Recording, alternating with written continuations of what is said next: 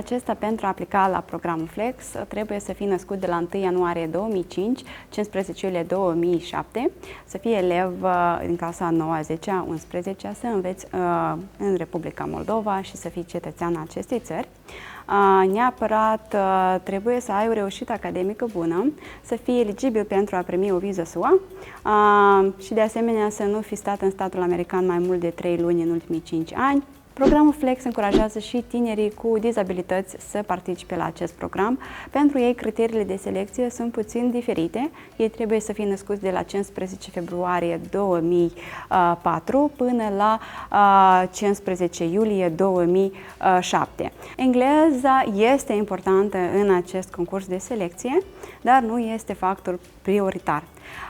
Un nivel intermediar de engleză este suficient, nu este nevoie să faci cursuri adiționale pentru ca să participi în programul Flex. Va locui în Statele Unite, în una din cele 51 de state pe care le vedeți pe hartă. Asta și este farmecul acestui program, pentru că tu nu poți să-ți alegi statul în care mergi și cumva afli după ce ești selectat în decurs de câteva săptămâni sau poate chiar luni, unde vei merge și în ce familie gazdă vei locui. Comunitățile de acolo sunt alese așa în care ei să se simte confortabile. Sunt medii spre mici și de obicei, în astfel de comunități se integrează cel mai bine. Ei sunt implicați în foarte multe activități extracurriculare, participă la multe cluburi, fetele care vor fac cheerleading, practică atletica, fac gimnastică, sporturi, fel de fel, anume care le are la dispoziție școala. Da? Băieții practică rugby sau basketball și așa mai departe. Este o viață foarte intensă, dar depinde foarte mult de copil, cât de mult el vrea să se implice, pentru că activități sunt foarte multe. Pandemia a schimbat puțin procesul de aplicare.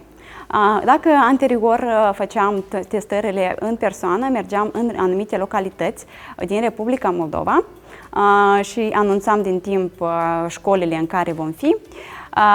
Începând de anul trecut, am trecut pe online.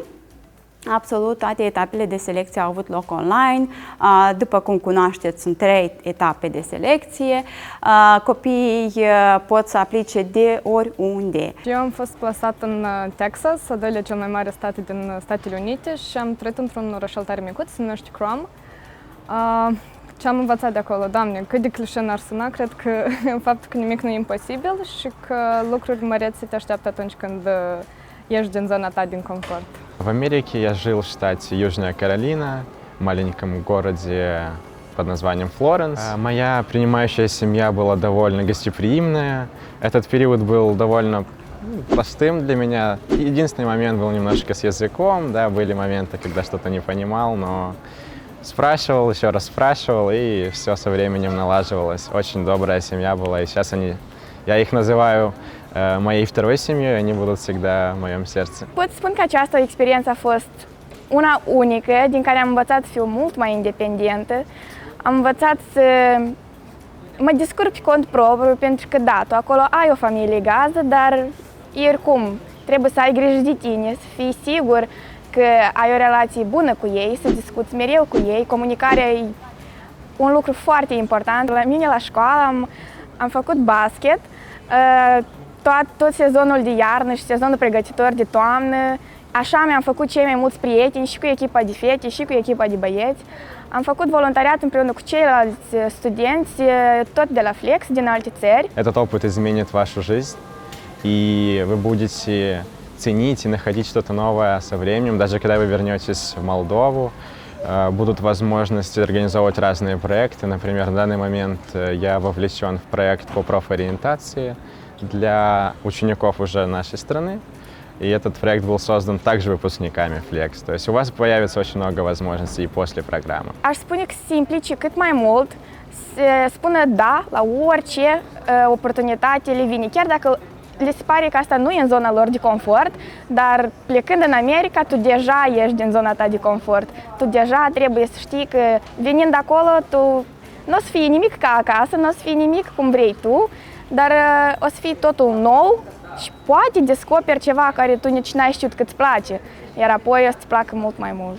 Să nu le fie frică, să încerce lucruri noi, pentru că, într-adevăr, cum am mai zis, lucruri minunate, mărețe te așteaptă atunci când ești din zona ta din confort și încerci necunoscutul, să zic așa, să aibă încredere în ei și să urmeze visele pe care le au.